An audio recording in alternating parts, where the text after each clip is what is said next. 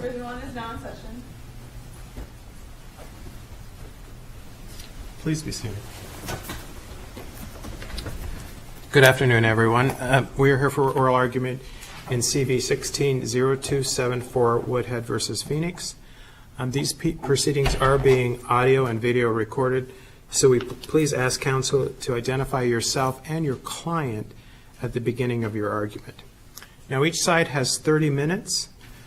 Appellant counsel is advised that you must reserve any amount of time. That's up to you. As far as the defendants go, I'm not the hall monitor. You can have any one of you speak, but who's ever speaking, your time is running. So we've read the briefs. We've discussed this matter in conference. And counsel, you may proceed. Good afternoon, Your Honors. May it please the Court, my name is Scott Boehm. Excuse me. Appellate counsel for plaintiffs. Judge Birch, nice to see you. From our perspective, this is a fairly simple one-issue appeal, that being whether plaintiffs proffered prima facie evidence to get to the jury on causation. And the reason I say simple is because I'm not even sure that anyone disputes that we did. The trial court certainly found that we could prove what we claim as the negligence. At page 3 of his minute entry ruling, the judge began by explaining what the plaintiffs were prepared to present. And although I wouldn't normally do this, since I got a little bit extra time today, I want to just make sure that the court understands what the theory of the case is, because it's a little confusing and the record is pretty elaborate on the facts.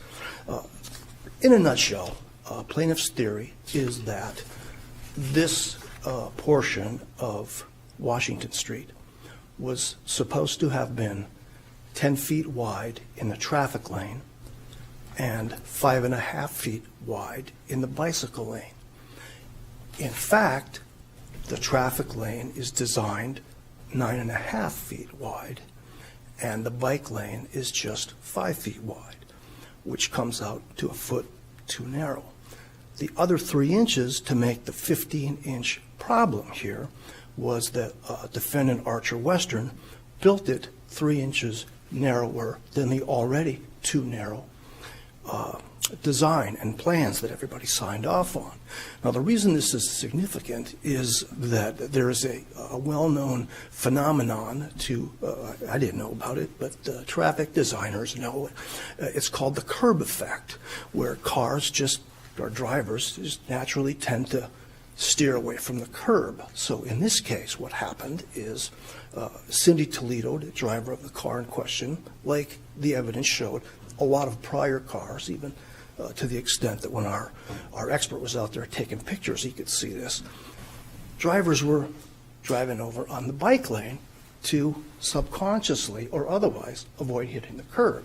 Well, this is fine for the X number of years that Let's be clear. Washington Street was I there. understood that your expert recognized that he couldn't put the car in the bicycle lane at all. Our expert, and you're talking about Mr. Voiles, who's Mr. Dr. Pellis, who is Right. the biomechanical engineer in traffic reconstruction. He put the driver on the bike lane. He came to rest on the bike lane, but I thought his testimony was that he couldn't put the car driving in the bicycle lane. He couldn't put the driver in the bike lane, but he testified repeatedly that she was on the bike lane, evidenced in part by the fact that that's where she came to rest. The defendant's theory was that Cindy Toledo steered to the right to avoid hitting, which would have actually turned right into the guy. And that's the context in which Dr. Pellis explained that she was driving on or in the bike lane, but he couldn't put her in for sure. He never said that she was in the bike lane. Did he? His testimony is that she was on or inside the bike lane. Okay. And they went on and on and on in repeating that because they kept trying to get him to say that it wouldn't have made any difference. But he was very adamant that this accident, and this is the ultimate causation opinion, that this accident would not have occurred if the lanes had been as wide as required, or if the speed limit had been lowered to 50 miles an hour as the school zone that had previously been at the time. So that's where the analysis should have stopped. You know, we don't. Go ahead, Judge. I think it's safe to say that we'd have a lot fewer accidents if the national speed limit were 15 miles an hour. But where, in addition to causation, I agree with you, that's an issue in the case, but there's also breach. And it's hard for me to say that because the speed limit wasn't 15 miles an hour that the city breached a duty. The speed limit is consistent with the speed limit throughout the city and similar streets, is it not? Except this is a school zone. This is a school. This accident happened on the south side of Washington Street, coming east, or excuse me, coming west, in the farthest south lane. Across the street to the immediate north is a school, August Shaw Elementary School. Was it active at the time? Yes, it was. This was 10 to 9 in the morning. So the school, it was, I think they called it bell hours of the school. That was his opinion, is that it didn't have to be 15 miles an hour coming to and from the ballpark at 6 o'clock at night. Mm-hmm. But at the time this accident occurred, and arguably at the time school was getting out, that it should have been a 15-mile-an-hour zone, as it was before the light rail went in. Is that immediately proceeded to a signaled crosswalk? It's right after. This accident happened just. Is the recommendation that there be a school zone near a signaled crosswalk? Or is it more safe to have a signaled crosswalk, a guard, than it is to lower the speed? Isn't that what the testimony was? The depositional testimony in this case? It probably would be safer if you had a guy out there with a flag saying don't stop. At a signaled crosswalk. Yeah, but that's not at issue in this case. There's no expert opinion on our side, at least, that they were negligent for not having a signal guard out there. That's not my question. My question is, do you have to have a reduced speed if you've got if there's a signaled crosswalk? Don't know the answer to that. Let me turn to speed again for a moment. It used to be that on I-10 between Phoenix and Tucson, the speed limit was 55 miles an hour. Now it's 75 miles an hour. Is every speed-related crash on I-10 a breach of duty by the state because the speed limit was raised? No. I don't think it is, as long as it was appropriately raised. I think the problem here is not that the speed limit was 25. The problem on that aspect, and this... Well, there are surely advocacy groups who say 75 is just too fast, right? I mean, there's in some states 75 isn't allowed at all, but it is here. Is that a question for the jury every single time there's an accident on a road that's caused by driver negligence? No, and again, I'm kind of circling back here, but I think what makes this case different from I hate to even call them generic because every accident at 75 is a tragedy, but what makes this case different is the fact that it was a school zone. And that's why 2 blocks back or 2 blocks ahead, once you get past August Shaw Elementary School, 25 is fine. But the fact that it wasn't here was in the school zone. Let's indulge for a moment the notion that could establish causation. I'm still struggling to see how it establishes a breach of duty to your clients. Because the whole purpose of the duty that's imposed by the Supreme Court cases is that the municipality, or here, including the Valley Light Rail, Valley Metro Rail, and all the subs have a duty to provide a reasonable and reasonably safe streets and sidewalk for the public, which would include who are following the rules of the road. Isn't that what they said? I absolutely disagree with that, and that's where I think the trial judge got off here. The fact that my guy was in the bicycle lane or was jaywalking is just a factor that goes into the mix. It has no effect whatsoever on the duty analysis. That was what, pointing at you, Judge, because you were on the Supreme Court at the time. That's the whole point of Gibson v. Casey, that we don't look at Gibson, Judge, you look. All Gibson tells us is that the court decides the existence of duty is a matter of law. I don't think anybody's contesting that duty exists here. So No. I'm not sure how Gibson helps you, because then the content of the duty is not a Gibson question. Because, no, and that's the irony of the importance of Gibson, is because Gibson was a duty case. But the importance of Gibson here is that the court expressly held that foreseeability determines whether the defendant acted reasonably under the circumstances or proximately caused injury to a particular plaintiff. Such factual inquiries are left for the jury. We believe that such an approach desirably recognizes the jury's role as a fact finder and requires courts to articulate clearly the reasons other than foreseeability that might support a duty. Now, the importance of that here is that the jury decides whether it was foreseeable. Sure, but Judge Swan's question was regarding duty, which is the legal question. Foreseeability, reasonableness, those go to causation. Correct. So back to his question about duty here. I mean, why are we looking at some of these other issues? Because the threshold duty of issue, which frankly isn't at issue in this case, because the trial court found duty in the first paragraph of his minute entry, stated that all the defendants, or almost all of them, I think he said, owed a duty, and then he moved on to causation. So there's no dispute in the ruling that there was a duty. Now, they raised that as an alternate reason in some of their reply briefs that there was no duty. Go ahead, Judge. I think they're going to have a tough time saying that the city of Phoenix doesn't owe any duty to maintain safe streets. Okay, some duty exists, but I keep coming back to the question of breach, which is a separate question from existence.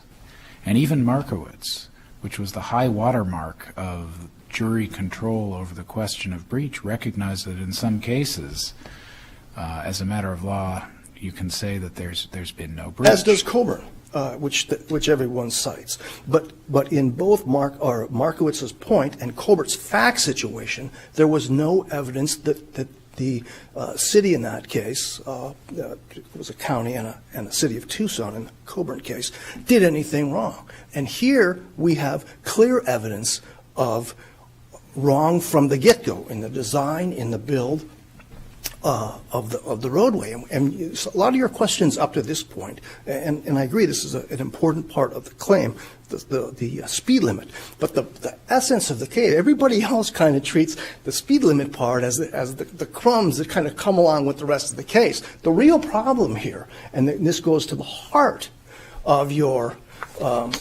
point about the duty, is that it breaches the standard of care to design and build a road that is too narrow and funnels traffic into the bike lane. And the problem here is not so much that my guy was jaywalking through the bike lane, but the problem that they created, and that was a cause of this accident, not the only cause. We're happy to agree that there's plenty of blame to go around here with Toledo and my guy's inattentiveness.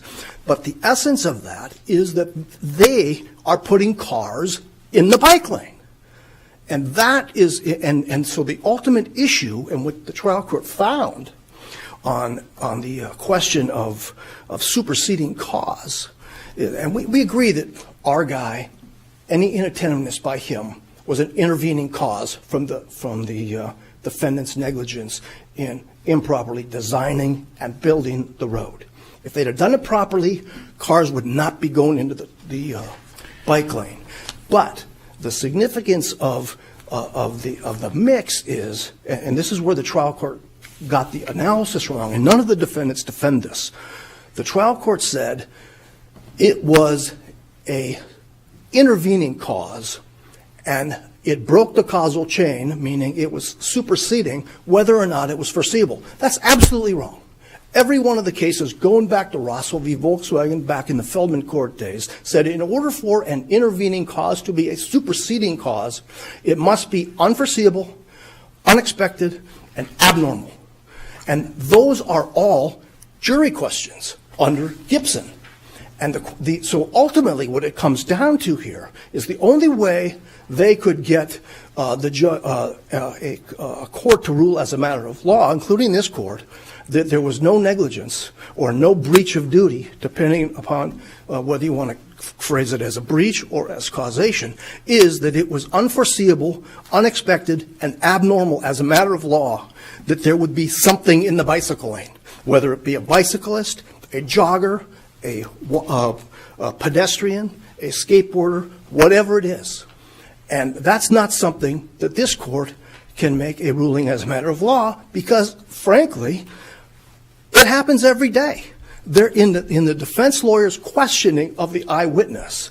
He phrased the question as saying, well, we all know that we see jaywalking every day. But have you ever seen it here? And the lady answers, yes, I see people running to the light rail and people jaywalking here. Well, that cuts again. I mean, that's a factor. And they can argue. How does one design a road to be safe for jaywalkers? I don't know that you do. And that doesn't that then go to the essence of what your It goes evidence to of fault breach is? apportionment. All that goes to is apportionment of fault. You only need to apportion fault if there's first fault to apportion. Let's start with the question I asked. If the I think you took issue with Judge McMurtry's assertion that the duty extends to those who are obeying the rules of the road. If one has to design a road that's safe for jaywalkers, does making it 6 inches wider accomplish that goal? In this case, it does. And that's what the evidence is. And Every if case the accident obviously had- depends on the evidence in the case. So if the but road in- was 6 inches wider, your client would not have been jaywalking there? If the road was 6 inch, if the totality was 15 inches wider, Okay. this accident would not have occurred. And I'm happy to stipulate that the jury is free to allocate some percentage of fault to my guy. Doesn't have to, because it's contributory negligence, but they're free to do that if they want to. Because, yes, he was inattentive. He's looking down at his camera. Shouldn't have been there. I jaywalked coming into this court, same as I do every day. I shouldn't be doing that. But that doesn't give the city of Phoenix or anyone else the right to mow me down by steering cars into the bike lane, which is what happened here. Now, they can disagree with all that, and they can argue at trial that the road was fine and it wasn't too narrow and it wasn't the curb effect didn't apply here. But the fact remains, and the evidence shows that this accident would not have happened. We'd all be home right now reading a book if this roadway had been designed and built as the standard of care requires it to have been built. And that's the evidence. Now they're free to come in at trial and argue against that, and the jury might buy it. But the jury might also say it was 30% our guy, 30% their guy, and 40% Sidney Toledo, whatever they come up with under 12-2605. We can't just say, just because this is the point of pedalique. Obviously, I'm getting exercised here, but That's the okay, point but is... let me just draw you back for a moment, because I'm quite familiar with the notion of comparative fault in negligence cases, but when we look at road design cases, I struggle to find a road design case that articulates the standard of care for those who violate the rules of the road. All the road design cases I've seen that have gone to trial are those where one complies with the rules of the road, but for whatever reason the road was unsafe given compliance. There's no visibility. There's no guardrail. There are those types of issues. Do you have a case I do, that will Judge. help I'm me? trying to find it here for you. If I don't, I'll stop in time to bring it to you later. I don't mean to put you off. I'll find it when I sit down and bring it up. But there's and I discuss it in one of these two briefs, and it specifically says that if the government is negligent in designing the road, and someone else is also negligent, if that's foreseeable, that just goes into the mix. Yes, if the government is negligent in designing the road, and someone is injured, the fact that there may be comparative fault is not a bar to liability. That's easy. That's all we're talking about But here. that's not all we're talking about, because here your theory is that the road was dangerous for a jaywalker. I haven't seen any evidence to suggest that people can't safely traverse a road that's 6 inches narrower than an arbitrary standard. That's not our theory, if Judge. they are obeying the rules of the road. That's my question. That's not our theory. Okay. This is not just unsafe as to jaywalkers. It's unsafe as to everybody that may or may not, or that may be in that bicycle lane. Well, how But could you, that's how not could you, this case. If we have a bicyclist who was hit by a car, that's a completely different issue than whether or not a jaywalker who is not following the rules of the road, if this road was adequately designed to protect those who are following the rules of the road. No, I just fundamentally disagree with you, Judge, because it is the analysis that has to be done is that, and this goes back to Pedalicchio, back in the Feldman Court days, where it was foreseeable that people would break the law, and in that case it was stealing beer. Well, and the ultimate question here is, can you design a road where you're putting cars in the bike lane if it's foreseeable that people will be in that bike lane, including bicyclists, of course, but also including other kinds of people? That's the ultimate question. They don't get a get-out-of-jail-free card just because our guy happened to be a pedestrian instead of a bicycle. but a pedestrian really couldn't be in harm's way in the bike lane if the rules of the road were followed, right? He would have been totally safe here and again, I'm not saying my guy's faultless, but this accident would not have happened. He would not have had these terrible, terrible injuries if they'd have built the road right, because Cindy Toledo wouldn't have been over where she was. That's the problem here, is they've got traffic. The problem here isn't, because this is probably the best way to describe it, in our view, the problem isn't a pedestrian transversing the bike lane. The problem is cars in the bike lane. That's where they're negligent.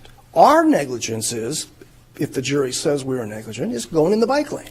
I'm with you on that. Let's be serious. The direct evidence puts him in the vehicle lane. It's only your expert that says he may have been on the line. But the direct evidence puts him in the vehicle lane, which means he is jaywalking across the bike lane where he's not supposed to be. He's in the metro lane where he's not supposed to be. He's within a stone's throw of a signaled crosswalk where he is supposed to be, and he doesn't yield to oncoming traffic. Now, how can you design a roadway that would protect against all of those breaches? In this case, under the evidence of this case, first of all, let me back up. Why is my evidence not direct evidence? I mean, for purposes of summary judgment, my evidence controls. The jury may not buy it, just because they say he was in the traffic lane and they say he was over there. The eyewitnesses. Once again, I mean, my evidence counts. We need to dispute the nits here. I'm just saying that your expert is the only evidence that I could find in this record that puts it even arguably close to the bicycle lane. And the way I read his testimony was, maybe he couldn't opine that he was even in if we the take bicycle out lane. But the let's bicycle not. lane and take out everything, what if let's pretend there's, for argument's sake, let's pretend there's no bike lane there. Let's pretend it's just like the street out front here. It's just people jaywalk across the street. The problem here is that they were steering cars into the people, whether they're bikes or whether they're pedestrians. And Isn't to that answer going to Judge Swan's question in the beginning was, how do you design a roadway to protect against jaywalkers? to make it up to standard. Because In if they'd front of have satisfied the standard of care in this case by building the road as up to 10 feet wide and the But you just said we bike took lane? out the bicycle lane. We have a 15-foot roadway. Yeah, that was a bad example, I In guess. front of this building is Washington Street. I'm sorry, sir? In front of this building is Washington Street. Correct. And it's a one-way street. If you work here long enough, you see people make entirely proper turns onto the right-hand side of the road going the wrong way down Washington Street. and head-on collisions can result as a reason. Is it a violation of the standard of care to make Washington Street one-way? No, Because a head-on collision wouldn't have happened. not if the road is designed and built properly. The problem here is they didn't build the road right. So the easy way to fix this is to build the road properly, and this wouldn't have happened. That's ultimately where we're going with this. And again, the jury may not buy that, but Petalicchio says you have to consider foreseeability of criminal conduct. I'll find that case. I'll sit down before my 5 minutes up, just if for no other reason to find that case, that says if there's other conduct, including criminal conduct, that's foreseeable, that doesn't let the city or whoever built the road off the hook. If you have one car sideswipe another, traveling down the road in the same direction, are you going to argue then that the city has a responsibility to make the lanes even wider to reduce the opportunity for cars to hit each other side to side? Not if they built the road, and this may be ultimately what Coburn stands for. Not if they built the road up to code at the time. They don't have to protect everybody, but they have to keep cars out of the bike lane. And in your example, if they were faultless in this T-bone accident, well, no, of course the city's not going to be at fault. Cars are but actually lawfully allowed to traverse into the bike lane to make turns. We don't have that evidence here. We have the evidence here is they're driving down the Well, but what painted we stripe. have is what we don't have is a traffic law that says cars shall never be in a bike lane.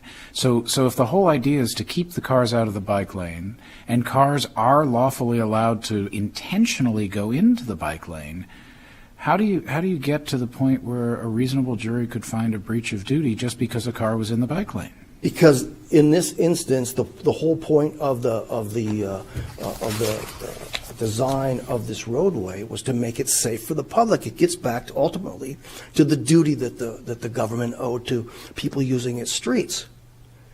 I'm going to sit down and find that case for you, Judge. I'll come back. Well, before you do that, I'm looking at the diagram that was prepared by Dr. Palis, and he specifically puts in the diagram the likely area of impact to be in the middle of the traffic lane, not in the bike lane. Yes. Okay, just because I thought you were telling me that he was trying to opine that the accident occurred in the bike lane. No, he was the plaintiff, Mr. Woodhead, was in the bike lane when he saw the car. The bike or the car was on the line, at least. He, probably not the greatest decision in the world. Instead of stepping back, heading back to the curb, he decided to race the car But across. if your expert says the likely area of impact was in the vehicle lane, what's the evidence that the bike lane's relevant? Because the car was too far to the right. And if the car wouldn't have been over where it wasn't supposed to be, the car was driving on the bike lane, according to our guy. And again, they disagree. But according with us to your and guy, right? your client is in the middle of the vehicle lane. And I'm looking at the diagram too, and it's smack dab in the middle of the vehicle lane. If that's where he says your client was, then how is it that being too far to the right in a lane that you say was 6 inches too narrow matters? When he got hit, that's the key there. But your expert says he got hit right in the middle of the vehicle lane, And the obvious question which is is why? where one should drive, right? Except, as the expert continued to explain, if the car would have been over where it was supposed to have been, and if the bike lane would have been wider, he covers this very clearly because, with all due respect, you're not the first one to come up with this idea. No, I'm just reading. the record. Exactly. But if that would have happened, it would have been wide enough,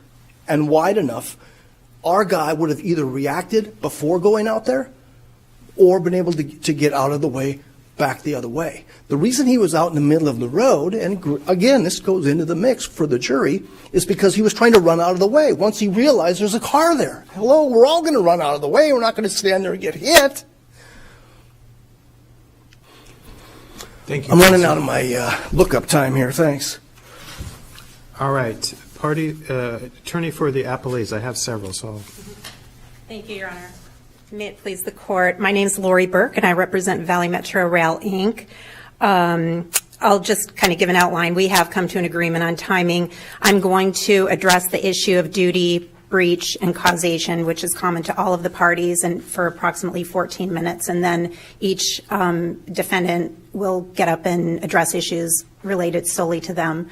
And since the school zone speed limit issue just relates to City of Phoenix, Mr. Welker, who represents the City of Phoenix, will address that issue.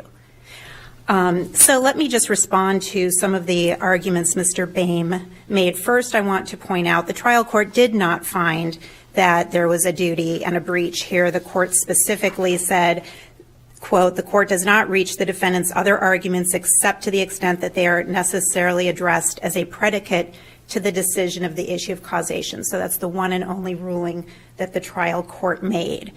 The issue of curb effect, that occurs, as the expert said, no matter how wide the lane is. It's a phenomenon that wouldn't change if the bike lane was 6 feet wider or the road was any wider. Let's clear some underbrush. You agree that there's a legal duty? No, we don't. You don't agree that the city owes any duty to a pedestrian? We disagree that there is a duty to design a bike lane or a road lane for any pedestrian of a particular width. I hate to get too technical on you, but if we go back to Gibson, the moment you said the word "to" after duty, I think we exceeded Gibson. Is there a duty to the plaintiff, regardless of what its content may be? As a matter of law, is the city immune from liability because it owes no duty to the plaintiff, or is it immune from liability in your view because it owed no duty similar to that which Mr. Boehm articulates? Well,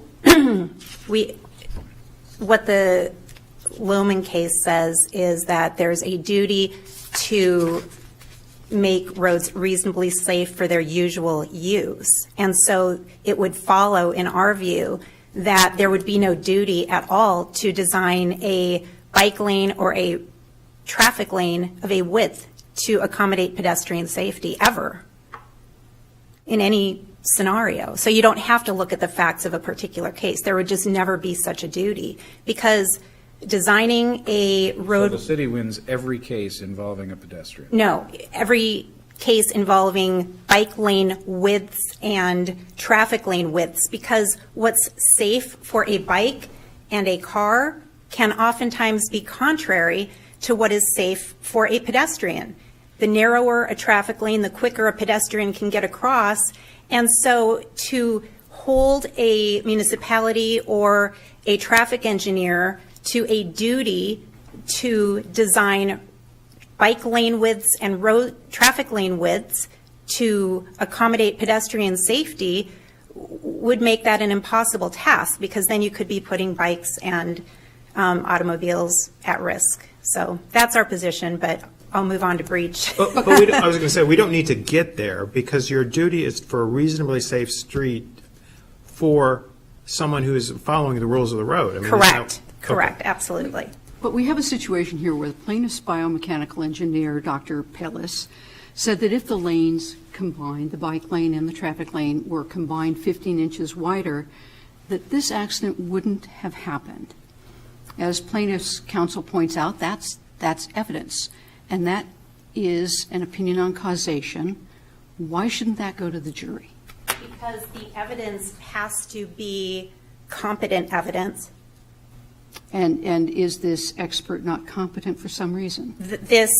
He is basing those conclusions, those assumptions on no evidence, and in fact, his opinions are contrary to the eyewitness evidence, and he's rendering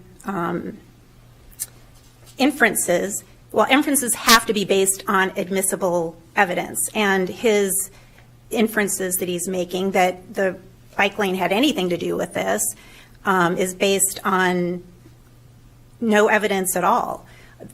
So Well, he the admitted. methodology, the biomechanical engineering methodology has actually been litigated before concerning Dr. Paez, as I'm sure you know. And this court has held that that methodology is admissible. Well, so let me give you an example, if that's okay. Sure. So in order for Mr. Woodhead to arrive at the bike lane line at the time he says he did, and then to get to the middle of the roadway when he says he did, he has him starting out at a particular location on the guideway, and then he has him accelerating to a speed of 2 miles per hour walking. And then he says just before he gets to the bike lane line, he perceives the danger of the Toledo van coming, and he increases to 4.8 miles per hour. None of those speed determinations are based on anything in the record. He claims that he based the 2 miles per hour on testimony from witnesses that he was walking slow. Nobody ever testified that he was walking slow.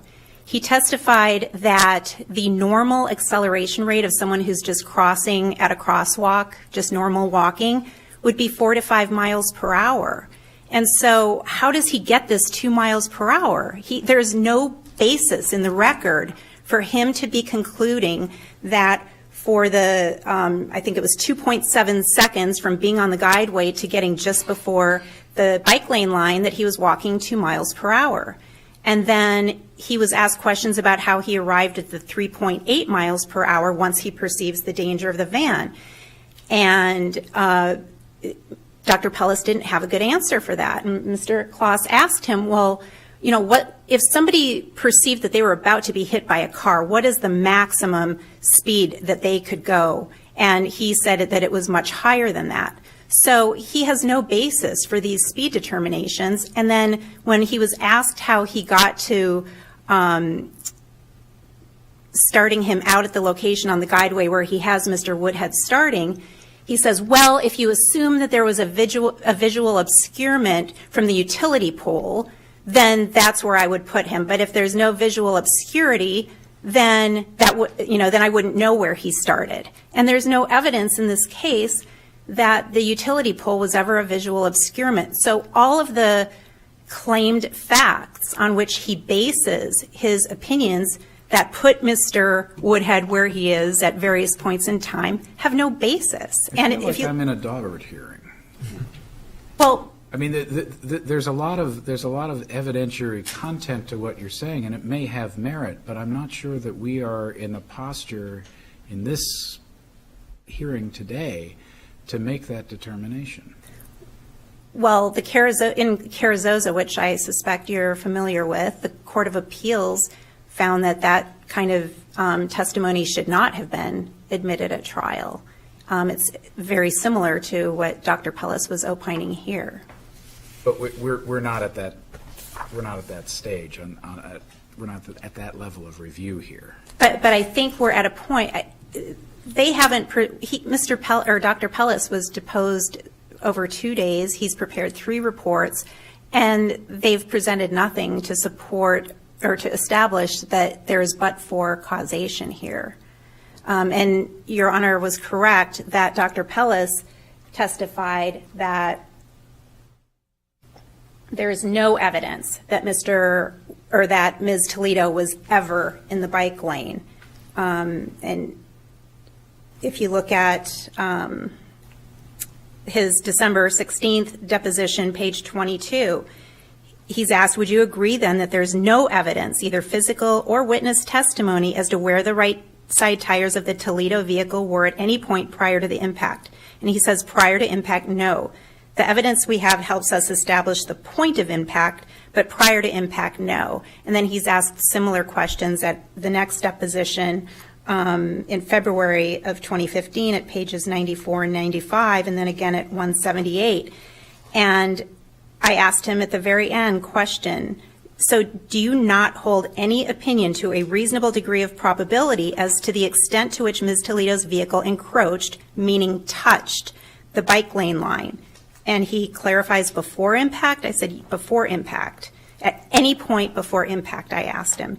And he said, well, the behavior I have seen is that it's common behavior. She doesn't describe drifting. You know, Ms. Toledo says she was in the center of the lane. And then he says, no witnesses state that, but beyond that, there's no physical evidence to determine it. So he's admitting there's no evidence to determine where the Toledo vehicle was at any point in time, and there's no factual basis. And I think the case law is clear that there has to be admissible facts to support the conclusions. So in terms of it being more appropriate for a Daubert, there still has to be admissible evidence to support whatever his inferences are or his opinions are, but there's no evidence to even support them. He's stating what his evidence is that supports it, but there isn't such evidence in the record.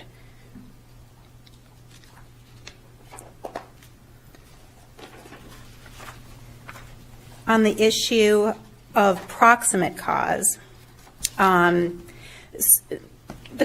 trial court did not decide superseding or intervening, I'm going to have that backwards, cause. The language, the intervening language that the judge was referring to comes straight from the Barrett case, where the court is discussing proximate cause, and what the court states is, quote, in order to hold an actor liable for negligence, a plaintiff must prove that the plaintiff was in the foreseeable range of the negligent conduct and that one of the dangers or risks that made the actor's conduct negligent brought about the injury. And then the court goes on to say that such dangers or risks may include the intervening negligent or the criminal acts of others if intervention of the latter causes fell within the recognizable risk. And that goes to one of the questions I think Judge Swan had asked about whether there were other cases where the injured party had been negligent and whether there was a duty owed. The Bach case involved a driver who crashed into an exposed culvert off the shoulder of the highway. And so, yes, while he didn't follow the usual rules of the road, what the court said and why it went to the jury in that case is that in certain that when a municipality is designing a roadway, there are certain things you have to anticipate. And in traffic engineering, you anticipate that motorists are going to drive onto the shoulder. And so it was based on that the court ruled that it was a jury question, negligence was a jury question. Here, there would be no reason to anticipate that in an area 24 feet from a signalized crosswalk, someone would be standing on the light rail guideway where it's illegal for that person to be. They would then illegally walk into the bike lane and then illegally walk into the traffic lane without yielding for oncoming vehicles. That's simply not a foreseeable scenario.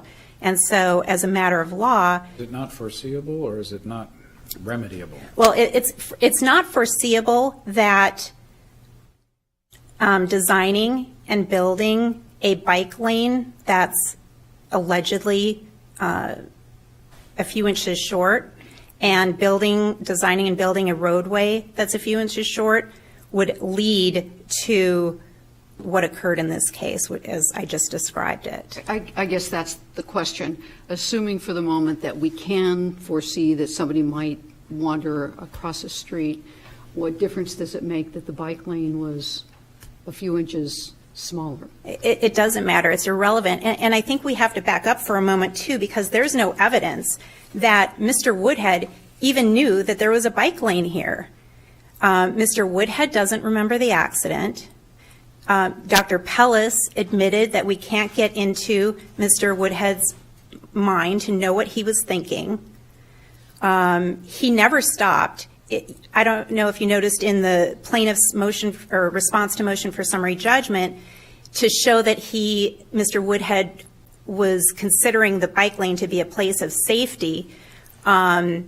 She said that he paused in the bike lane. That never happened, even according to Dr. Pellis. He says he was going 2 miles per hour, then 3.8, and then the accident. So he never has him pausing. So there's no evidence that Mr. Woodhead was even ever aware of the bike lane. And he's looking at his camera and fiddling, and it's not until he looks up tries to take one big step. Pellis says he was running. There's no evidence to support that. Susie Baldwin said he attempted to take one big step, and then he got hit. So the bike lane really, in terms of this specific case, has no relevance because there's no evidence that Mr. Woodhead even knew there was a bike lane there. So there's no evidence he ever considered that a place of safety, which it's not a place of safety, and the law prohibits him from being there. So my time is up, and I'll turn it to counsel for City of Phoenix, unless anyone has any further questions. Thank you. Good afternoon. May it please the court, my name is Chris Welker on behalf of Appellee City of Phoenix. Want to look at the big picture here very briefly, as my time is very short. As we've skirted around several times now this afternoon, the city's duty is to maintain roadways that are reasonably safe for travel, considering the minimal expectation that travelers will follow the usual rules of the road. That comes straight from the Coburn versus City of Tucson case. Appellant's counsel seem to just disregard it and say it doesn't apply, but that's the Arizona Supreme Court setting the standard. That's the precedent. That's the standard. Agree that the city has a duty. Yes, that duty to maintain roadways reasonably safe for travelers, considering that travelers will follow the rules of the road. And that's the key here. I'll first touch on the speed limit, since that is specific to the City of Phoenix. First, importantly, there is absolutely no standard that appellants have articulated that required a 15-mile-per-hour speed limit in this area. No standard whatsoever. In fact, the only applicable standard, the ADOT Traffic Safety for School Area Guidelines, indicates that it's not appropriate to have a 15-mile-per-hour school zone near a signalized intersection, such as we have here. Not appropriate. That's undisputed. In fact, their expert acknowledged, yep, that's what the guidelines say. It's not appropriate. So there's absolutely no standard that they can point to that suggests there should have been a 15-mile-per-hour school zone here. So that's one. They can't establish that standard. Two, just as important, and this applies across the board actually to all issues in this case, there is absolutely no proximate or legal causation with respect to the argument that there should have been a 15-mile-per-hour school zone. Of course, legal causation, as outlined in the Barrett case, requires that one of the dangers or risks that made the actor's conduct negligent brought about the injury. So that's a required element that appellants must prove. They can't do that here. In other words, they must show that the injured party was in the class of individuals intended to be protected by the allegedly required standard. Obviously, a 41-year-old real estate appraiser is not within the class of individuals intended to be protected by a 15-mile-per-hour school zone, even if one was required, which it was not. There's absolutely no evidence or no standard that a school zone speed limit was required here. But even if it were required, clearly the appellant here does not fall within the class of individuals intended to be protected. Therefore, there can be absolutely no proximate cause. That also applies to this theory that the road was 15 inches too narrow. There can be absolutely no proximate cause on that theory, just as the trial court found. Again, under the Barrett case, the appellants would have to show that the alleged standard, this additional 15 inches of road width, was meant to prevent the type of harm that occurred here. A pedestrian crossing the road outside of a crosswalk without yielding to oncoming traffic. This alleged standard for lane width had absolutely nothing to do with pedestrians jaywalking outside of a crosswalk. Finally, and my time is quickly disappearing, want to just again emphasize the standard to make the road reasonably safe for travel with consideration of the expectation that travelers will follow the rules of the road. Here, clearly, everyone acknowledges and concedes appellant did not follow the rules of the road. So he cannot claim, while not following the rules of the road, that it was unreasonably dangerous for him. Another way to look at it is the condition was open and obvious. It's open and obvious that a pedestrian who crosses outside of a crosswalk into oncoming traffic without yielding to oncoming traffic is at risk of getting injured. That's an open and obvious condition. When a condition is open and obvious, you expect individuals to be able to protect themselves from that obvious condition, and it eliminates any argument that it's an unreasonably dangerous condition because it is open and obvious. Obviously, jaywalking into traffic without yielding, there's an open and obvious condition there that there's a real risk of injury. For these reasons and those expressed by Ms. Burke, the City of Phoenix respectfully requests that the court affirm the trial court's grant of summary judgment in favor of defendants. Thank you.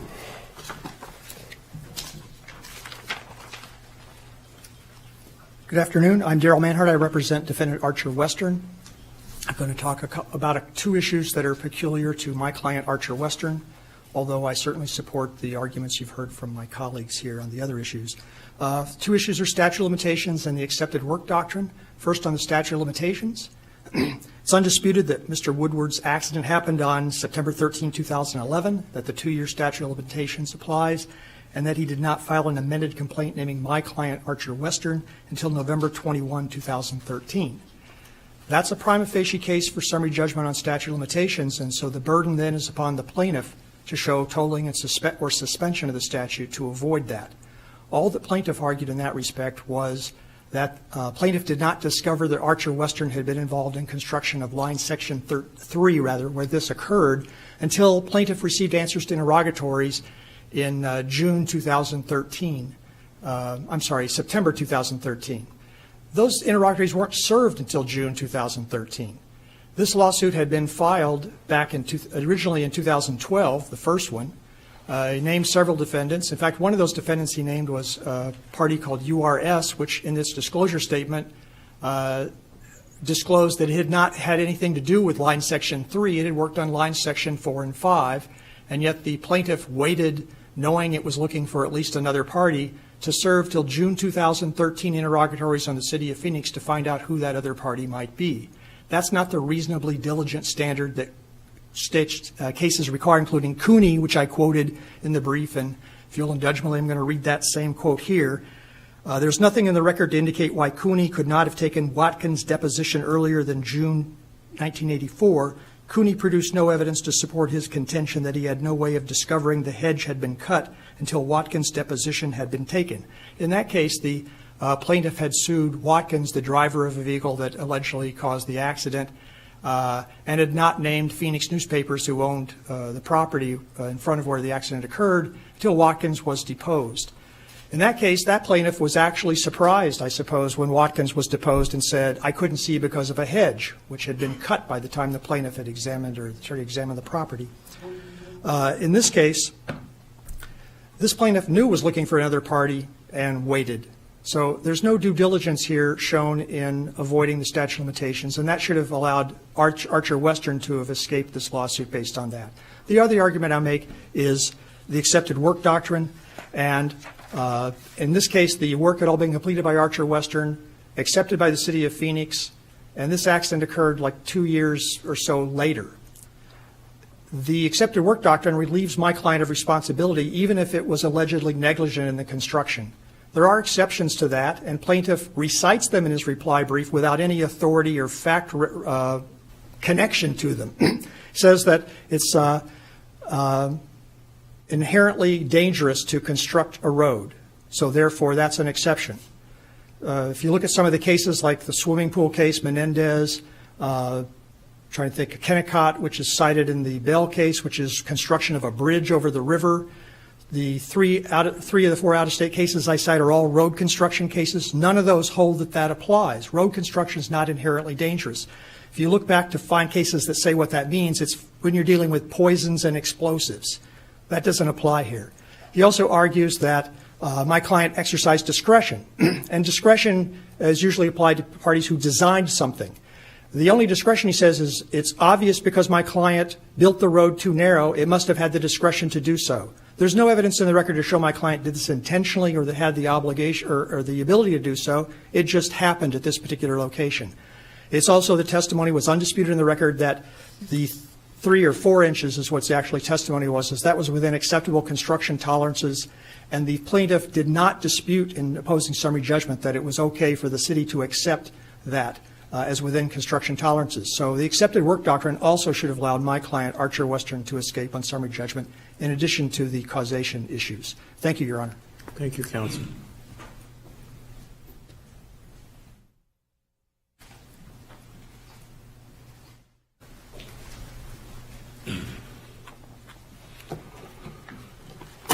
Your Honors, I'm Chris Hossack, and I'm here representing Stantec and AECOM. They were the designers of the roadway, or the specific designers. There's a whole chain of engineers involved in this light rail project, but Stantec and AECOM were the ones that designed the roadway. Stantec and AECOM, it's our position that it's inherently unfair to impose a burden on designers to anticipate all the possible ways that somebody might try to break the law. The standard that it's reasonable to expect a designer to design a roadway safe for the users who are following the rules of the road, that's reasonable. But when you start going into all the myriad of ways that people can figure out to try and go beyond the rules of the road and impose that burden on the designers, it's inherently unfair. And then we'll be seeing cases like drag racers taking off from stoplights and saying, well, your street isn't wide enough, or it isn't smooth enough for us to be drag racing, or whatever. There's those kinds of accidents. Mr. Kloss, I'll steal an example from him. A pedestrian crossing I-17 and complaining that he got hit because he couldn't get over the barrier because the barrier between the lanes is too high. It's just an impossible burden on a designer to try and anticipate all of the things that people can do to try and put themselves in harm's way. And all a designer can do is try to do what's reasonable. I would submit that we've been talking about Mr. Woodhead as a pedestrian. We've been talking about him as a jaywalker. But he isn't your usual jaywalker, even in terms of trying to anticipate. He's not like the chicken trying to cross the road. He was walking out in the roadway to take a picture. He's a different kind of jaywalker or trespasser on the roadway. He's more like maybe the tourist that, oh, this is a great view, I want to get a picture of this. Again, how can a designer anticipate that kind of conduct here at this point of the roadway? And frankly, if you go and measure up and down this entire roadway, you'll probably find different widths, an inch wider, an inch narrower, whatever. But how can a designer anticipate all the possible things that people are going to do who don't use the rules of the road? So the reasonable standard is just like our jury instructions say. It's reasonable to expect somebody else is going to obey the law. And that should guide a designer. That should guide the city in building a road and maintaining a road. It should guide the contractor in building the road. And that's our position, and I have used up most of the rest of my time. Thank you, Rob. Thank you, counsel. May it please the court, Jim Kloss for defendant Parsons Brinkerhoff, and out of necessity, I'll be exceedingly brief. The only point I want to make to the court is, should summary judgment not be affirmed on the other grounds stated by my colleagues that I join in, Parsons Brinkerhoff's job was limited to that of being involved in creating the design manual. There was a false statement made by opposing counsel in his opening where he said that the through lane was designed at 9.5 feet wide and the bike lane was designed at 5 feet wide. Index of record 209, plaintiff's statement of facts in response to our motion for summary judgment. Paragraph 14, The lane was designed at 12 feet with a minimum width of 10 feet. It was designed in the bike lane at 5.5 feet. According to their statement of facts, the lanes were perfectly wide enough. And again, we were not involved in the speed limit issue, which is solely the city of Phoenix. So if no other grounds are appropriate, as to Parsons Brinkerhoff, plaintiffs acknowledged in their response that the lanes were properly designed, and Mr. Voiles, their traffic engineering expert, conceded that at pages 127, 128, and 136 of his deposition. Thank you. All right, thank you, counsel. Any rebuttal? Yes, Your Honor, I've got a minute left. You do. I'll be quick. First, Judge, finally answer your question. The case I'm talking about, 5 years after Coburn, is Dunham versus Pima County, 161 Arizona 304. I talk about it on 16 and 21. I'm going to actually waste my time and read it to you. This is a case against Pima County. That someone, for bad road design, that someone other than Pima County might be negligent in using a road and thereby contributes to the accident does not absolve the county from its negligence, if any.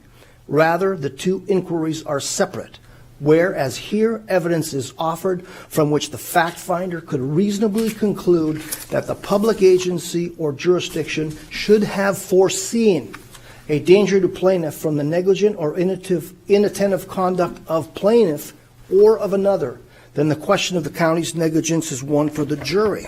And the court continues on, this is on 21 of my opening brief. Prior decisions of You know, this... counsel, your time has expired. Thank you very much. Thank you, Your Honor. The matter is deemed, or is taken under advisement, and will issue a decision in due course. Thank you.